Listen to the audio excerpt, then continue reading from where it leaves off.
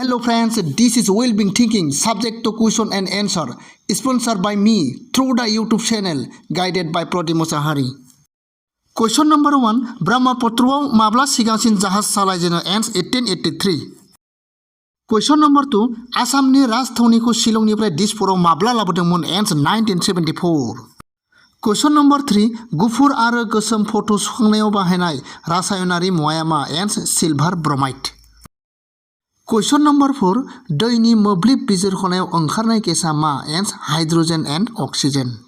Question number 5, मुलुग आबहावा सानखौ माब्ला फालिनाय जायो एन्स 5 जुन. Question number 6, दैनि गुदि फुंखाया मा एन्स अखा दै. Question number 7, भारतआव अखा हानाया मानि थाखाय जायो एन्स मौसुमि बार बारनायनि थाखाय.